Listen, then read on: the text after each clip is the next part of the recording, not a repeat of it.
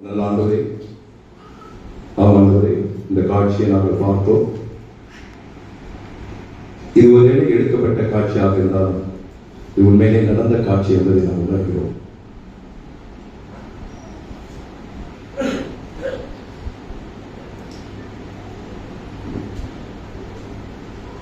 எங்களுக்காக பாடகத்திற்கு ஒவ்வொரு வருடமும் வருகிறோம், கேட்கிறோம், செல்கிறோம், மீண்டும் வருகிறோம்.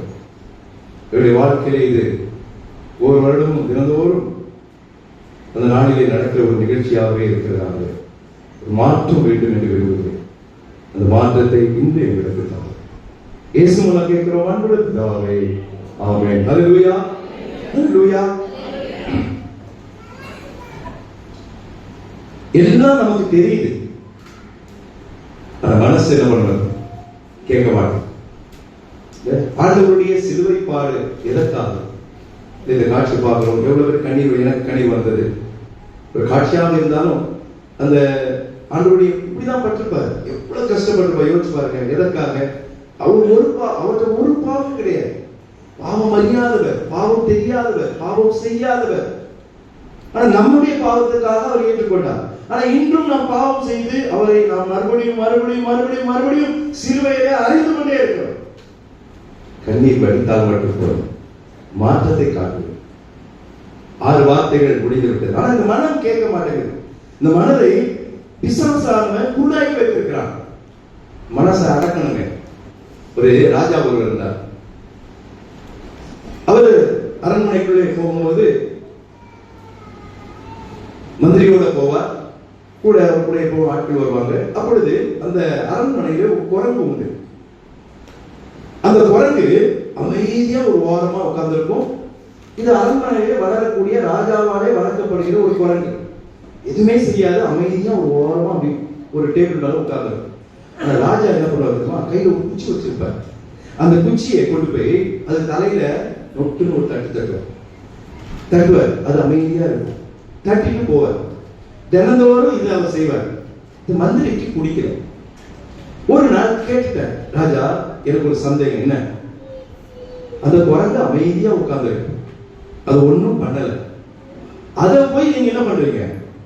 தலையில உங்களுடைய குச்சியால தட்டிக்கிட்டு இருக்கீங்களே, எனக்கு அது பிடிக்கல, இனிமே தட்டாதீங்க, அது அமைதியா தானே இருக்குது, அந்த குரங்கு விட்டுற வேண்டியதானே. சரி, நாளையில இருந்து நான் என்ன பண்ண மாட்டேன், உங்க வார்த்தைக்கு கீழ்படுகிறேன், நான் இந்த குரங்க நீ தட்ட மாட்டேன். அடுத்த நாள் வந்தது, குரங்கு அமைதியா உட்கார்ந்து இந்த குச்சியை கையில வச்சிருந்தாரு. ஆனா ராஜா இந்த மாதிரி என்ன பண்ணுங்க, தலையில தட்டல அப்படியே போயிட்டு. அடுத்த நாள் வந்தது, குரங்கு பார்த்தது, ராஜா கையில குச்சி இருந்தது, தட்டல. இப்ப என்ன பண்ணிச்சு தெரியுமா? அது இதுவரைக்கும் நகராமல் இந்த குரங்கு அப்ப என்ன பண்ணுச்சு, நகர ஆரம்பிச்சு. அங்கிருந்து அங்க ஓட ஆரம்பிச்சது, இங்க இருந்து இங்க ஓட ஆரம்பிச்சது, இங்க இருந்து ஓட ஆரம்பிச்சது. அடுத்த நாள் இதே மாதிரி வந்தார். குரங்கு என்ன பண்ணிச்சு தெரியுமா? ராஜாவுடைய குச்சியை புடுங்கி ராஜாவுடைய தலையில என்ன பண்ணுச்சு, ஒரு அடி அடிச்சு. இத பார்த்த உடனே ராஜாவுக்கு கோபம் வரல. யாருக்கு கோபம் வந்தது? மந்திரிக்கு கோபம் வந்துச்சு. உடனே குச்சியை குரங்கு புடுங்கி தலை மேல, குரங்கு மேல என்ன பண்ணாரு, ஒரு அடி அடிச்சாரு. ராஜா திரும்பி பார்த்தாரு, மந்திரியை பார்த்து சொல்றாரு, இதைதானே நான் முதல்ல இருந்து செஞ்சுக்கிட்டு இருந்தேன், நீங்க தான் வேணாம்னு சொன்னீங்க, இப்ப புரிஞ்சுதா?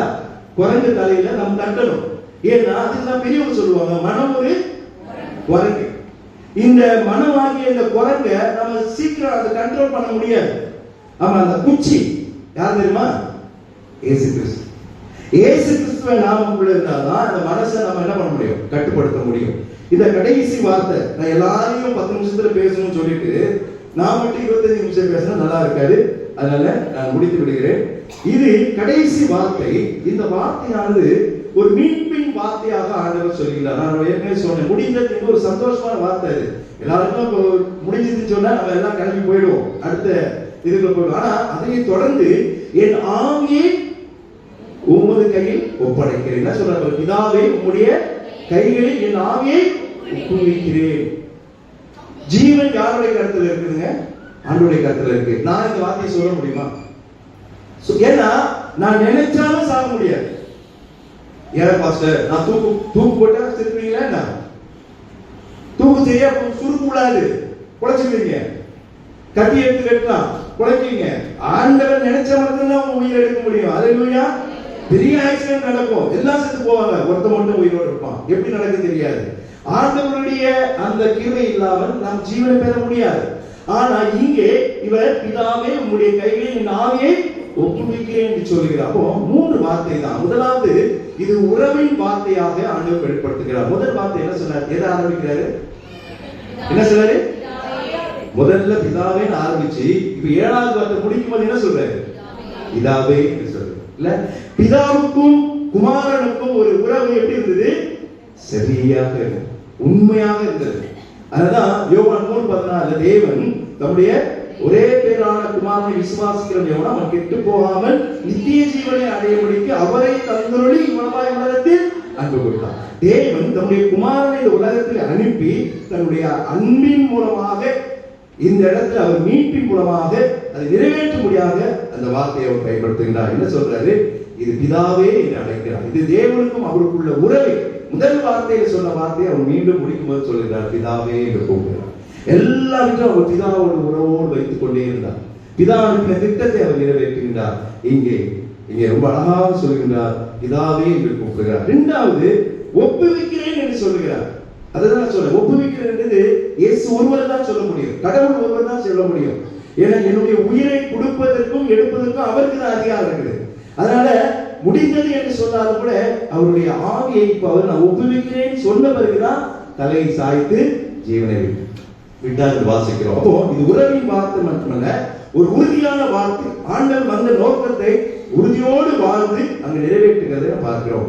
3வதாக தன்னை தெய்வமாக வெளிப்படுத்துகிற வார்த்தை, நான் ஒப்புவிக்கிறேன் என்று சொல்லி ஜீவனை நமக்காக கொடுத்தவர். இது உலகை மீட்கும் வார்த்தையாக, அதான் சொன்ன இது கடைசி வார்த்தை, மீட்பின் வார்த்தை, மன்னிப்பின் வார்த்தையாக, ரட்சிப்பின் வார்த்தையாக, அன்பின் வார்த்தையாக, இல்ல வேதனையின் வார்த்தையாக, தாகத்தின் வார்த்தையாக,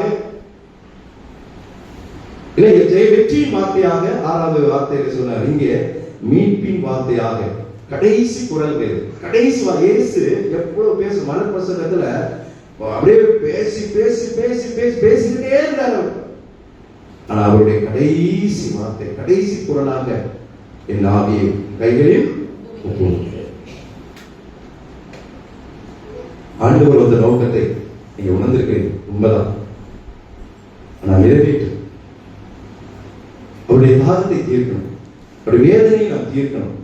அவர் தந்த மன்னிப்பை மற்றவருக்கு அருள வேண்டும், அவர் தந்த ரட்சிப்பை நாம் அனுபவிக்க வேண்டும், அவருடைய வெற்றியான வாழ்க்கையை நாம் பின்பற்ற வேண்டும். எல்லாவற்றுக்கும் மேலாக பிதாவுக்கும் அவருக்கும் உள்ள உறவை போல நமக்கும் இயேசுவுக்கும் உள்ள உறவு சரியாக இருக்க வேண்டும்.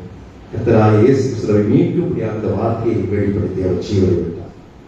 ஜீவனை விட்டவர் அதோடு செத்து போயிருந்தா இந்த வேதம் கிடையாது, இந்த கிறிஸ்துவம் கிடையாது, இந்த கூட்டம் கிடையாது, எல்லாம் என்னென்னோ பண்ணிட்டு இருக்கோம்.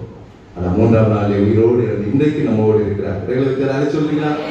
பத்தாதுங்க, பத்தாதுங்க, இன்னும் சொல்ற hallelujah. Right, praise the lord. கர்த்தர் உங்களை ஆசீர்வதிப்பாராக. ஆமென்.